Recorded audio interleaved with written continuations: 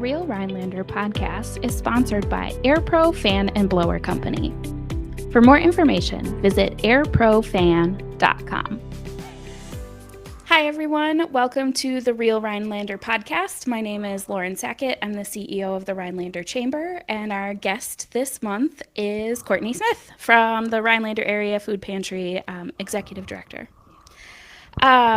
We are showcasing, the resiliency of nonprofits today, and we're just having a little bit of technical difficulties, so we're going to be sharing a microphone, rolling with the punches. So I would like to hand the mic over to Courtney, and if you could tell us a little bit about yourself, how you ended up in Rhinelander, and how you kind of got into the food pantry atmosphere. Yeah, thank you. It's a good story, and I think for me, it begins in Portland, Oregon. I was born and raised in Portland. My mom was a manager of a hotel, so I grew up in a hotel in downtown Portland in the Arts District. So I always had a really big world. I was the first in my family to go to college, and so I went right out of high school, and I failed. I didn't have any of the supports or structure. I didn't know how to navigate the educational system. So I just went to work, and I worked in sales, and really my life changed when my daughter went to kindergarten. I decided I need to go back to school too, and I was 30. So I went to my community college, and I thought, I'm going to get a really quick technical degree in the medical field. It'll be great. But I needed a job on campus, and so I enrolled in a women's leadership program, and I became a student advocate. And I went through intensive training to work with a team of 10 folks, and we provided direct support services, and we focused on the retention of women students. And it rocked my world. It opened up a whole world to me that I didn't know existed, and I needed to fix it. And so I ended up transferring to Pacific University, and I ended up with a degree in sociology, and my focus was on social change organizations, and also I got a degree in feminist studies, and I focused on women's leadership style. So it was really great. I loved it. I excelled at school. I mean, I was a parent. I had worked. I was really, it was theory in action. And so it was great. After I graduated, I went to work for the Oregon Coalition Against Domestic and Sexual Violence. And that's where I really cut my teeth on all things nonprofit. We were the state agency for all of the federal and state funds pass through. So we handled millions of dollars and passed through to 51 service providers across the state of Oregon. And we provided technical training and assistance, and we worked with first responders, sat on the governor's council, and worked with, the Oregon Attorney General's task force. And so it was really big work. It was amazing, but I couldn't measure my impact. And I got really sad and mad because there was no answer, I felt like. So I went to work for the most amazing nonprofit called Listen to Kids, and we were a child abuse prevention program. And so we were school-based. And I learned a lot about the education system and how to support teachers and staff and faculty. And so we provided training to thousands of children across the metropolitan area, and it was empowerment-based. And so we also trained their adults around them. So school bus drivers, teachers, everyone. It was fantastic, but we got swallowed up by a large nonprofit. It happens just like a corporate takeover, right? So I was one of two people they kept, and they threw me in a cubicle and put me in fundraising and gave me, accounts at $50,000 and above. And I was just like, what am I doing? And I was sitting in a cubicle one day, and it was a large anti-poverty organization, and I listened to an intake, and it was a person looking for housing, and they struggled with substance abuse. And I listened to it, and something triggered, and I didn't like what I was hearing. It's a tough job to do, and everyone was struggling in that moment. And it was like a light switch, and it was almost like I lost hearing underwater. And the next thing I knew, when I came to it, I was standing in the doorway of the executive director quitting. And I left, and I walked out. And I had no plan. I didn't really even have enough money to make that decision. And I spent about 2 weeks in bed crying. I angry cleaned my house. I played music at 11, I was just, and then I got a call from a dear friend from college. and he has some heritage property in Northern California. And he said, I'm starting a CSA, a community agriculture program, and a farm, and will you come work on it? I need help. And I was like, okay, I'll come. So I packed bags and I was like, I'll come for 2 weeks. And I hadn't been to his property in like 8 years. So I had no idea what I was going to. And it was up, in the hills of Northern California. And I never left. 6 months later, I moved back to Portland. I went back to Portland. I cleaned out my house and I lived off the grid. And I learned about food. That's where I learned about food. There was a whole different world. It was a really small rural community, and people were living outside of the economy, and they were doing that with food. And it was fantastic. I ate some of the best food in the world. Um, I learned more about people selling produce across a farmer's market table than I had in all of my work prior to that. Um, yeah, and it just changed my life. And lo and behold, I met a boy from Wisconsin. He worked at the feed store where we had, our produce. And so we lived together off grid for a long time. We raised poultry and sheep and all kinds of things. And then we decided to move to Wisconsin. I loved his family, and I came here in the dead of winter once. Everything was frozen. I walked on water. It was pretty incredible. And so I said, let's do it. Let's move. And so we spent about 2 years looking at the Northwoods. His family has property in the Northwoods. And so we ended up deciding to buy a little property sight unseen out between Eagle River and Rhinelander. And, we were really thinking of an elevated off the grid lifestyle, something similar to what we'd been doing. I was really excited to have my first flush toilet in 6 years. Yeah. So I was just like, anything for a toilet, flush toilet, right? So that was really exciting. But then I got here, and I knew that when I moved here, that I most likely would have a $10 an hour job. It was 2018. And so I really was looking at what was happening in the landscape of the community. And so I knew that, that's probably what I would do, and something around food. So I applied around town and didn't find anything. So I arrived without a job. And I actually started my first job here at Headwaters. It was an amazing introduction to this community. It was so fantastic. And I taught Jumpstart. And then COVID came along, and it changed that. And my mom died. And I was kind of like, I don't know what it's all about, and should I be here? And so I went to the UCC church and had attended a couple of, and went and signed up to volunteer at the food pantry. And so I showed up, and, and they were all like, who are you? Nobody knew who I was. And it's a very close team of folks that volunteer there, and they're fantastic. So they loved me through it. And I gave them my email. And so lo and behold, a few weeks later, I got an email from the Rhinelander Area Food Pantry, and they're looking for a job. So I'm hiring a position. So I was like, I'll go apply for that. It was 10 hours a week. It was an operations assistant. So supporting the board and fundraising. It was probably the best job interview I've ever had. I had no idea what to expect. I walked in, and they actually had 4 people sitting at the table, and I had no idea who these people were. Sure. It was Guy Hansen and Nancy Watry and Linda Gary and Lisa Seifert, and it was the coolest interview ever. I found my people. Like, I had no idea that this part of Rhinelander existed, and I left not even worried if whether or not I got the job, because I knew I'd be part of the food pantry, and it was fantastic. And that was in 2020. Yeah, so it's been a fantastic journey. And, I didn't end up with my partner that I moved here with, and everyone thinks, oh my gosh, that's so sad and it's horrible. And, it's amazing how the process works and gets you to the place you need to be. And so it's really, yeah, Rhinelander is definitely my home. Yeah. Yeah, I found my people. Yeah. So that's how I got here. So you've been involved with the food pantry for, what is that, about 8-ish years now?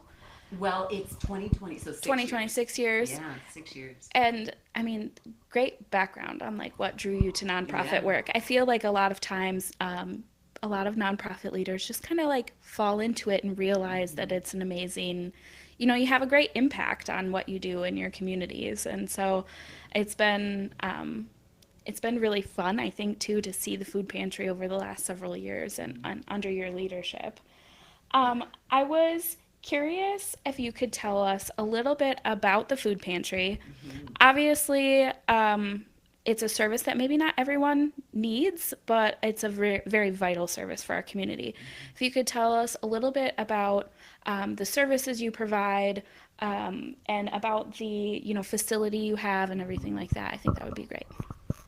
Yeah, I think that's a really good question. I think we assume we know what a food pantry does. And so when I came on board, we were just hitting COVID, and the whole pandemic really changed food insecurity and how we look at food insecurity. And so our pantry has really upped its game and really taken its model to a next level. So we are a choice-based market style food pantry. So if you come in and look at the food pantry, it looks like a little grocery store. The state, as well as our own model, has really evolved to a dignity level where registering is really easy. So we try to remove as many barriers as we can.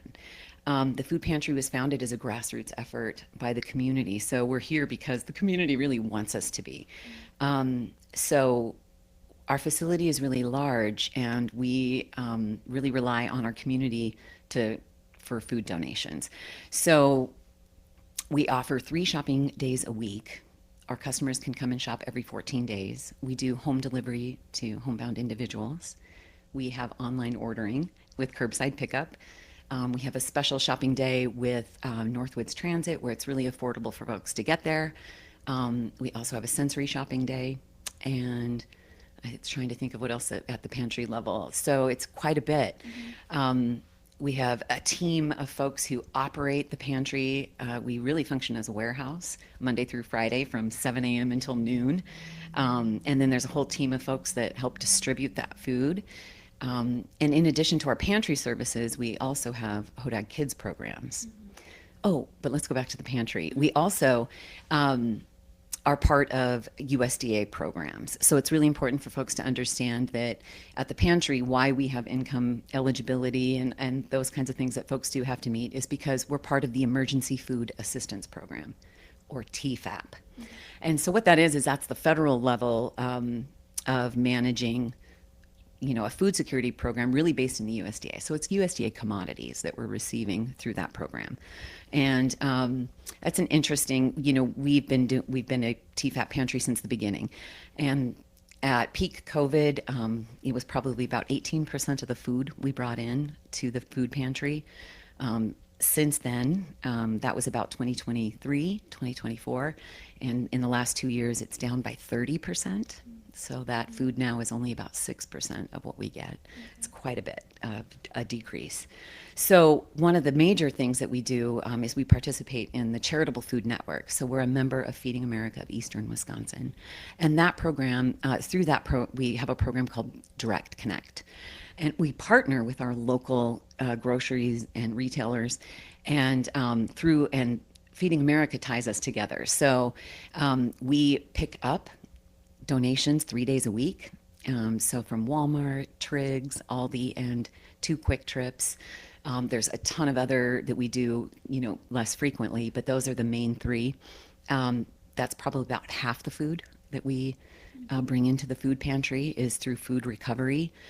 So it's a great program. And then donations as well from the community. So we don't receive any dollar funding from the state or the federal government. We do receive in-kind food through that process, but all of the funds that we use to operate come directly from our community and through grants and our fundraising.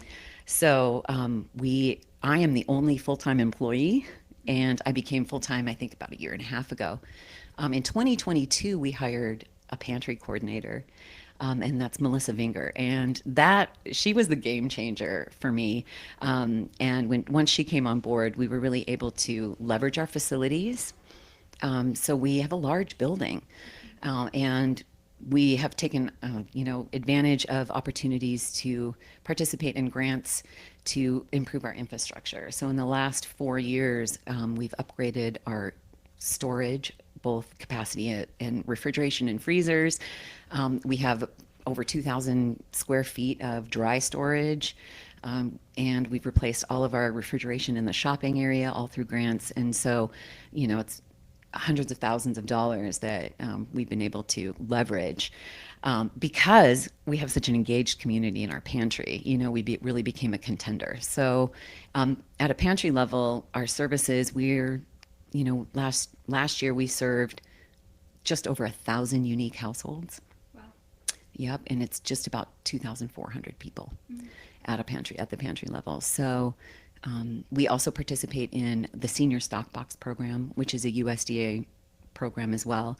That filters down through the Charitable Food Network and our partnerships there. So oftentimes I think people don't understand our connection to how that works with the federal government, why we often advocate for USDA food insecurity programs like SNAP, and how those programs affect us. So, yeah, that's at our pantry services. We also have a garden. We started our garden back in 2007, which is really cutting edge for food pantries. And that's completely volunteer run. All of the produce comes directly to the food pantry. We put it out on a harvest market, kind of, farmers market style table available for customers during shopping. It's pretty fantastic. So. And then can you go back to the kids program? Yeah, we started a backpack program, Weekend Food for Kids. I think it was like in 2011. And we partnered with the school district of Rhinelander. And so we provided a little backpack actually in the program. And then COVID turned it into just a bag. And so each week we were providing, I think at its peak it was like 300 students in the school district with these bags. And it was a great program and it was effective. But when I came on board, it just never sat right with me. There was something about the program that I knew wasn't really doing what it aimed to do. So it was always kind of like a little worm in the back of my head. And so when we hired Melissa and she came on board, we really were able to take our kids programs to a higher level. So she and I started really working on it from the back end. And so last year we ended the Weekend Food for Kids program. And it was hard decision. I mean, it's a loved program. And if you look around in our area, there's a ton of backpack programs and they're effective and they do their job. But it just wasn't working for us and what we needed to do with our community. So we changed it to a monthly meal bag and it's now available for pickup at the food pantry. And so instead of individual shelf-stable food, it's full-size, a box of cereal, a loaf of bread, jar of peanut butter, jar of jelly, a dozen eggs, milk, a bag of apples. And so our goal was to put food in the cupboard, food in the fridge, and remove that role of the school and the bus and all of the people that were, caught in administrating or being part of that program, and let them be their experts and we'll be our experts. You be the book people, we'll be the food people, and then we'll find new ways to work together. So that program was incredibly successful. I think we knew it would be good. I didn't think we knew it would be as good as it was. We gave out, so from September through June, we gave out 2,204 bags. It's just incredible. It comes out to something like almost 59,000 meals to kids and teens in our community. And we changed the game by working directly with their adults. I needed kids not to carry a bag home on the weekend. I didn't want kids to have that message.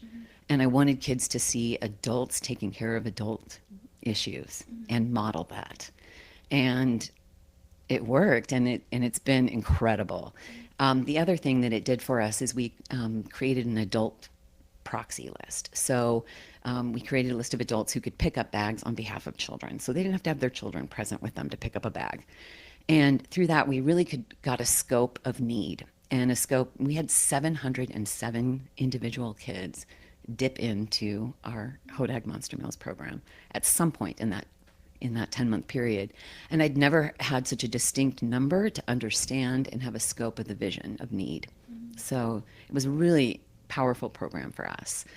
Yeah, it was incredible. And we connected well with the school district, and the Key Club held an incredible drive, and we've had students volunteer for the program, and again, that's all volunteer supported and driven. So But we also do a summer food service program.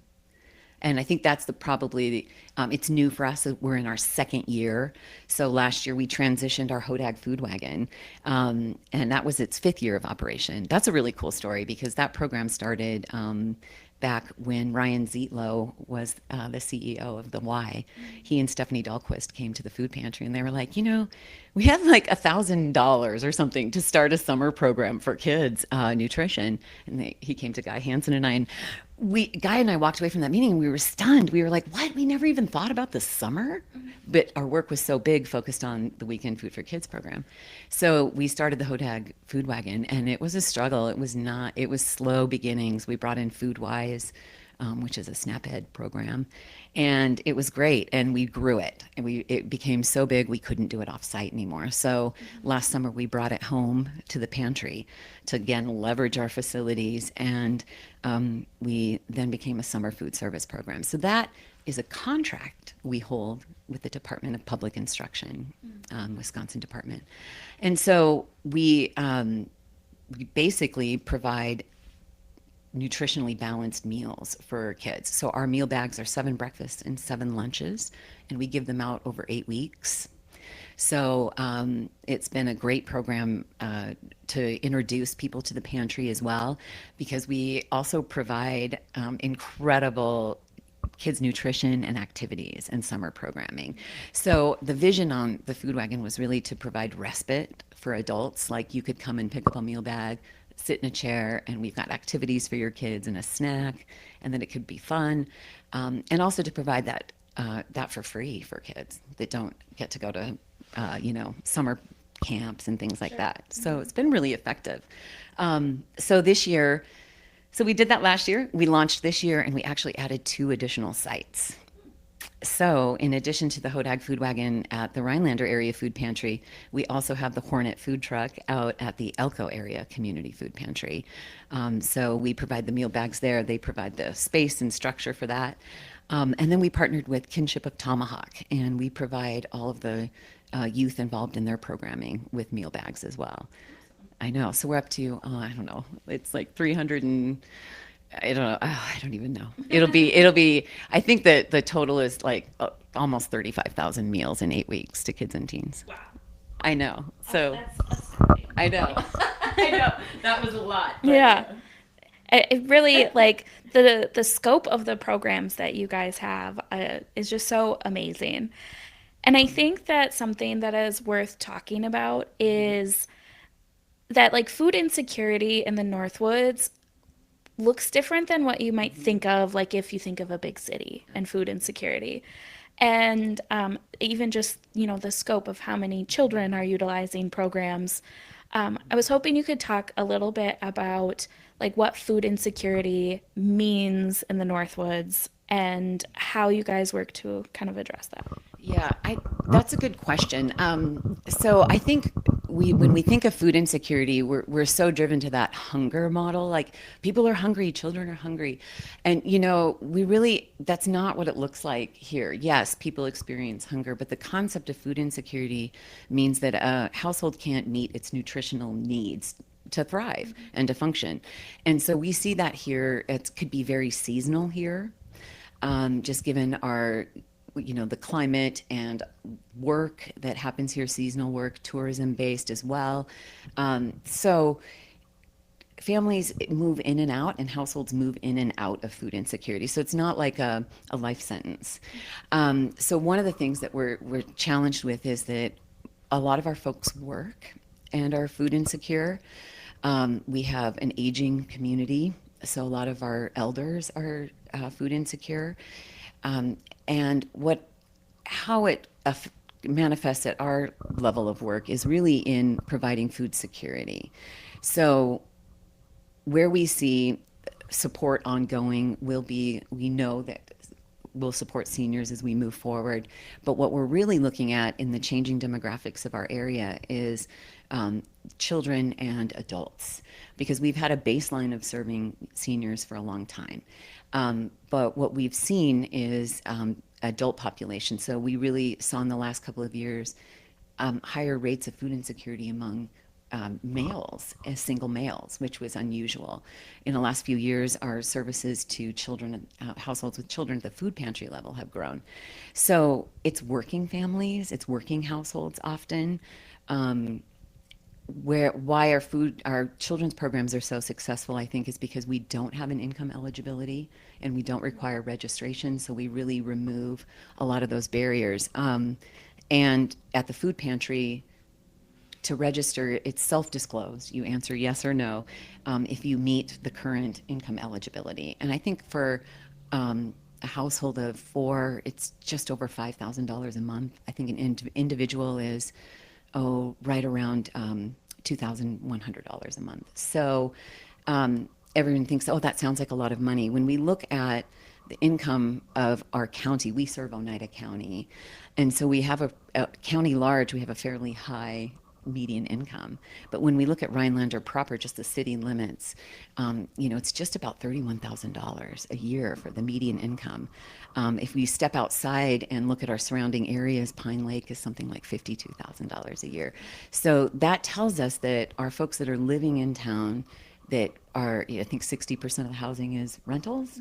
So renting, working here, are working in jobs that they're challenged to meet their economic needs. So that's that Alice, right? I think that is probably one of the most powerful tools we can use to look at our community. So folks that aren't familiar with that, Alice comes out of it's United for Alice, and so it's asset limited, income constrained, employed. Yes. So when we look at that's a really great metric to look at our community, and where it is that we need to focus our support and our collective efforts to make sure that we're all thriving, right? The assumption is that people are destitute and in poverty. We have a lot of folks that are working to make ends meet. Your grocery bill doesn't come calling and saying, "Hey, Courtney, you didn't spend enough money on groceries this month. We're gonna go and pay what we have to pay," and all of that. So, and food security is so easy.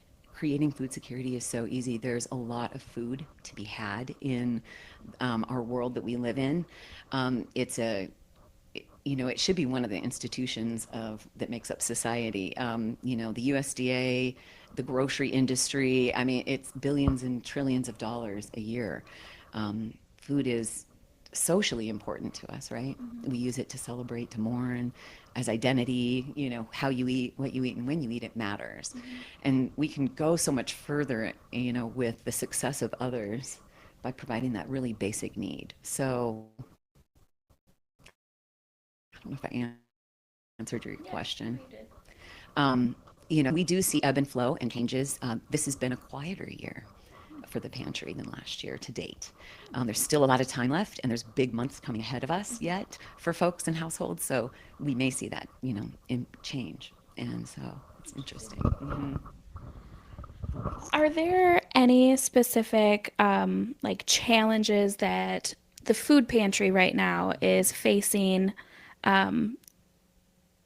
looking ahead? And I mean, obviously we've seen maybe how some federal funding things have shifted. Are there other challenges that you guys are facing, and how can the community help you face them? I think that it's a community-wide challenge. I don't think we're a unique organization to say this, but I think the fact that we are volunteer-driven, we use on average, we can use 175 volunteers a month to do what we do. And they're the heart of it. They're the core of it. And so what is our future, and how do we succession plan for that? It's hard to find that balance of what is paid work and what is volunteer work. So that's really, I think what we're looking at long term. We've been in this community, when I look at it, we've been given a lot of places just like the food pantry by our, the previous generation. And so how is it that we move forward to support that? We're really looking at ways to engage youth more than we ever have. And really, I think for us, the challenge will be having people understand that we are now a food pantry, like we're a contender food pantry. in opportunities within the food network, and it's because of the amazing community support we have, right? And the beautiful building that we were, that the community purchased for us to participate in. So, what the structure of the federal government looks like and opportunities through that is really, we don't know. And so we're focusing on what happens locally. We know that that's where we make the impact, and that's where the relationships matter. So I think in understanding that the food pantry is your food pantry, right? And come and see it and be part of it, because that's what's going to make all of us in our community thrive, is that we continue to support these organizations. I think for us, we're at this really intense growth space, and so our facility is amazing. We have a forklift, we unload semi trucks, we can do all of the things, we can store food, we participate in incredible programs, we have this amazing truck, and so we're really at a point of, we've just boomed in the last 4 years, and so it's terrible because I'm an overachiever. Melissa's an overachiever. And we just hired Allison Wilson as our community relations coordinator. And so we're all overachievers. And so we say we're not going to grow, and then we do. So we worry about exhausting our volunteers, too. So those are our challenges, how we do the work we do at the level we're doing it. And I think what we really need from the community is more of a social change view on how we interpret who's deserving of services. Our community is so supportive, but there's still times in which it's edgy, and there is that stigma around receiving services. So we have a lot of food access in our community, so we support it in a lot of ways. But I think that making sure that we are vocal about it, when we support, I hear from folks sometimes, how can you offer a program to kids without registration or income eligibility? How do you know they really need it?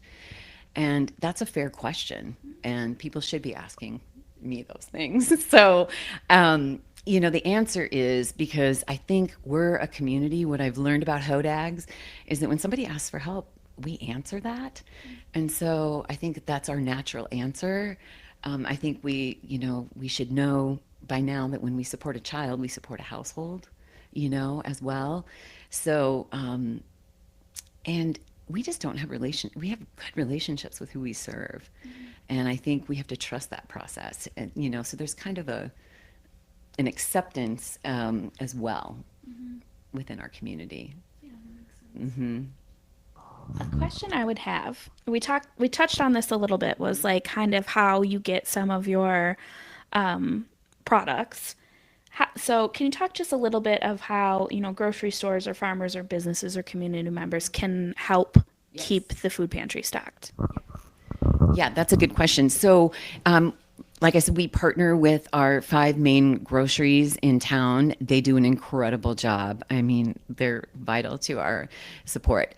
So we tell folks at home, we accept donations. We have a way to go through and process all donations. So we really don't turn food donations away. We love to get your overflow veggies from your garden. That's always great. We have folks who maybe will process meat and they have cuts that they don't want, and so they can donate those cuts as well. We're really a low waste organization.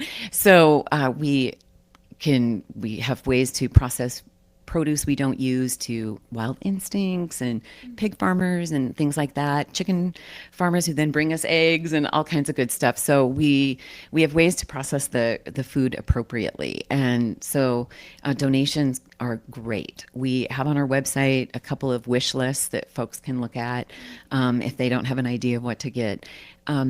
We're also in a position now with our structure and our facility. We're able to purchase food in a way that we have never been able to in the last few years. So we're able to purchase in bulk and things like that. So your dollar donation actually goes farther, and we're able to leverage those dollars. When we buy now, for like our kids program, we're buying pallets of food at a time.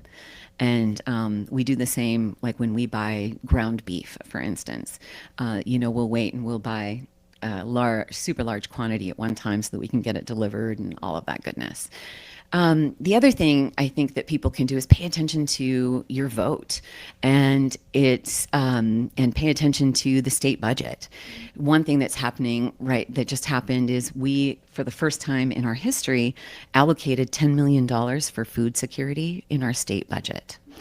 It's fantastic. It's been a game changer. So how that came to us is this year they took $5 million and created a grant opportunity. And so it is connecting small Wisconsin food producers and growers to the food security network. So we received $30,000 in grant money to purchase locally produced food, and it's been fantastic. So that's been in partnership with the Wisconsin Food Hub. And so, understanding that connection of how agriculture is so important in our state. And so how we look at policy around agriculture, how we understand outcomes. I think it's hard for people to say, oh my gosh, why would we spend $10 million on food security? Well, it's actually growing our agriculture industry, especially small scale and, small farmers. So it's a really important piece. And then that other piece would be understanding, how the Supplemental Nutrition Assistance Program, or SNAP, works. Um, you know, and sometimes it's confusing to understand, but folks having access to that program absolutely impacts us. During COVID, when folks had access to their full benefits, we saw 250 less households at the food pantry. So the idea is that, during the COVID, we saw the most folks that we'd ever served, and it was actually not the truth. And it was quiet, and we had a ton of food at the pantry. But then people had their needs met through an appropriate social safety net, right? A food pantry is the gap filler, right? So we come behind that and fill the gap. And so, that's part of the reason we saw such a huge, why our services tripled in 2024 is when all of those, programs ended. So, understanding that that's an important program. It also is an incredible economic generator. So for instance, SNAP, for every dollar benefit that somebody spends, it generates a $1.60 in economic activity. I would argue it generates probably $1.90 of economic activity in the Northwoods. There's a lot of ways that, we're small, and so it has a huge impact. We have a lot of places that accept SNAP, and it keeps people employed on the other end, right? So it's an important piece of keeping food security. It's an important piece of the economics of our state as well. Um,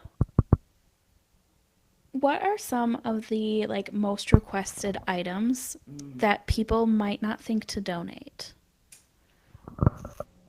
Oh, I know. That's a really good question.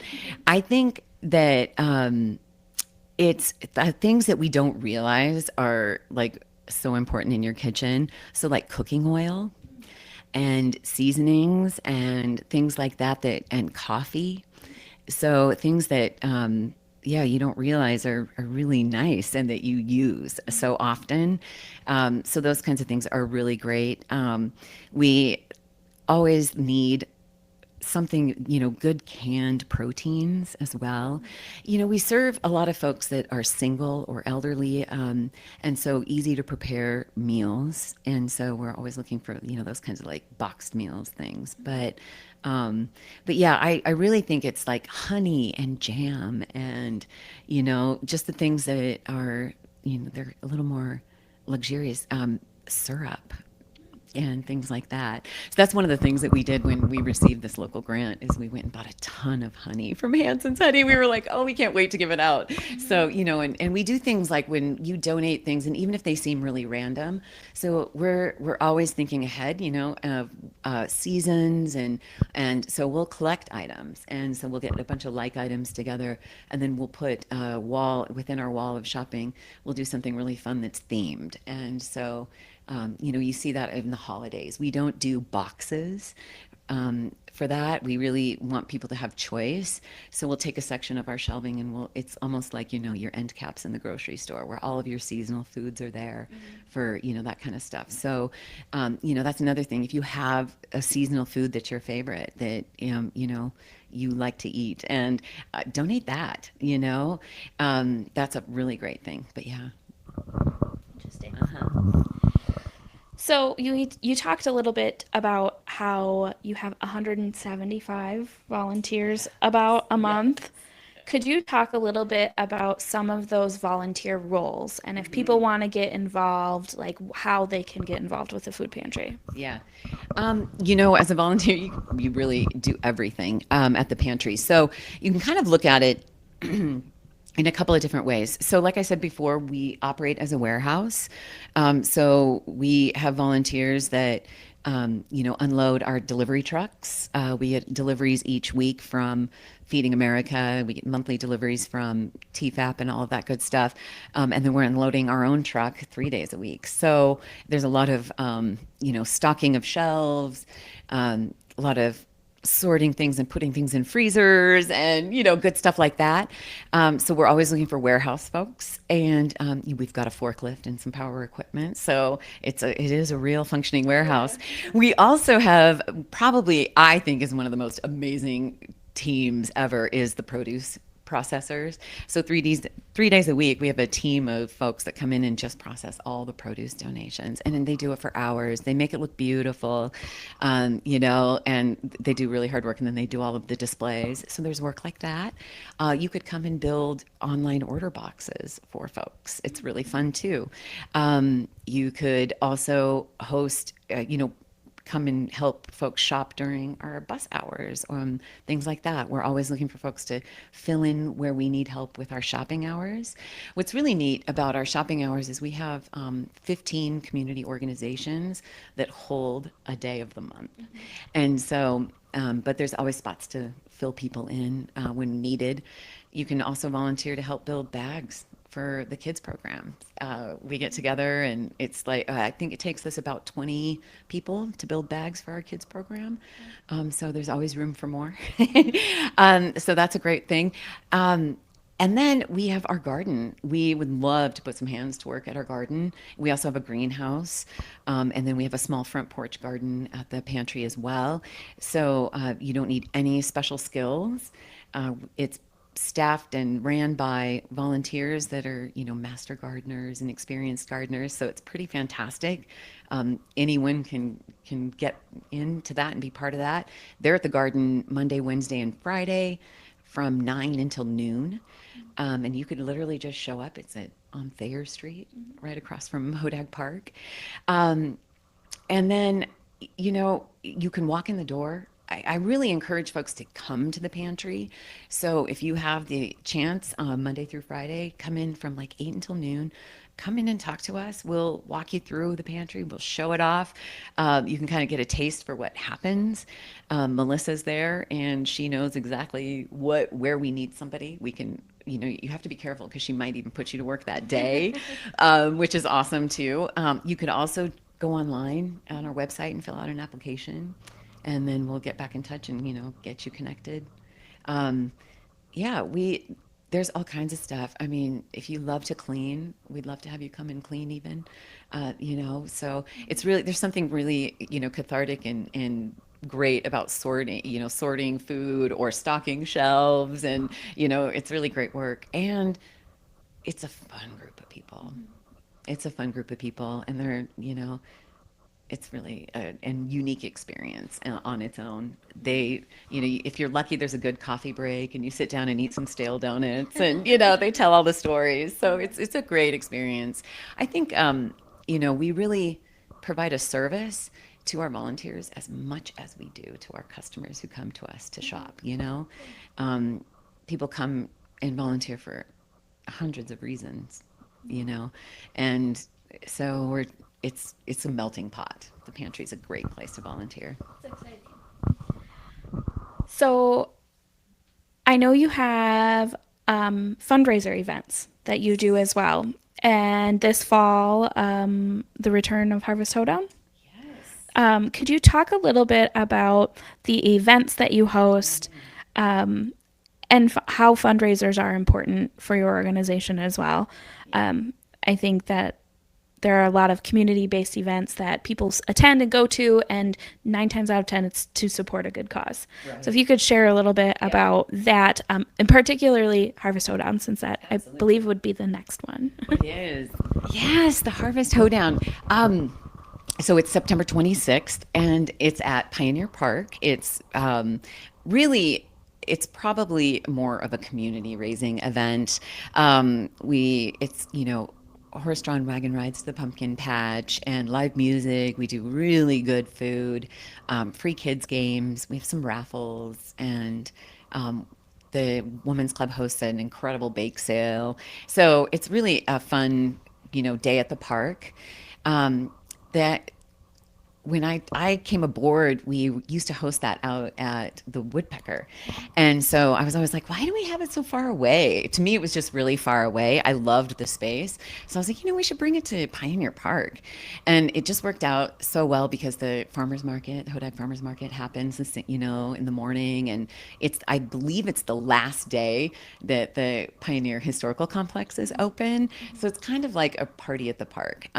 But yes, all funds that we raise go to our programs and services. So it's a great event.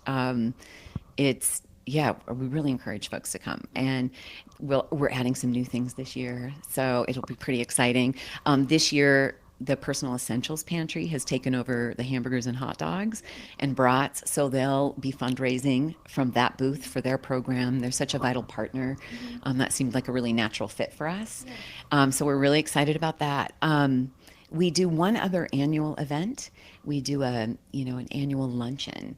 And so it's called the Impact Lunch. It used to be the Garden Fresh salad bowl, and we've kind of, evolved that. And so we've really been focusing on connecting our folks to our services and celebrating what we do. So it's our big main fundraiser is our luncheon. And that's fantastic. And it's your beautiful lunch and raffles and all of the auction and all of that good stuff. So that's one of our largest fundraisers is that event. And then, the only other thing we do actively is we do send out an annual letter. And those are our three main fundraising campaigns. We are fortunate that the community supports us at the level they do, and they want us to be here. So we don't, we're not very aggressive fundraisers that way. And we really rely heavily on our grant writing as well. So we're fortunate to be supported, the way that we are. And um, I think that it's a natural fit for a lot of folks to give and to the pantry. People here care about it, and so we see a lot of generosity from our community for sure. Yeah. Are I think my next question would be what are your biggest goals for the next couple of years? Oh my stars. Oh my gosh. It's really hard. The pantry has been in this really incredible position.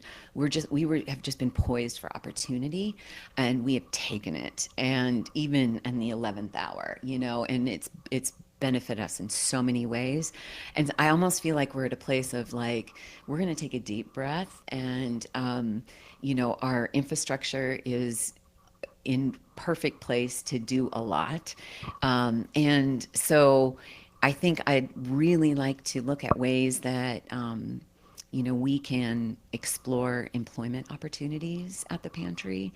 I think it's important for us to be part of the economics of our community as well. At the heart of what we do, we're an anti-poverty organization. And the work that we do is good work, and it should be paid work. So looking at especially youth and how we can start to provide employment experiences and opportunities for youth in particular. It'd be cool if we could be like a little launching pad for, kids to get their hands on and just have that work experience. That's a dreamy place for me that I love. I, my challenge will be how far we grow our summer food service program. And it's a really great program that the model can be easily replicated. So I think that'll be my challenge, to not go too far on that. But I really see the really continuing to grow on our model of healthy food access and education around that. We're really dreaming big about our garden. So I think in the next couple of years, there's going to be a huge transformation on Thayer Street that people can be really excited about. Some new ways to, demonstrate growing food. We're looking at the urban food forest model.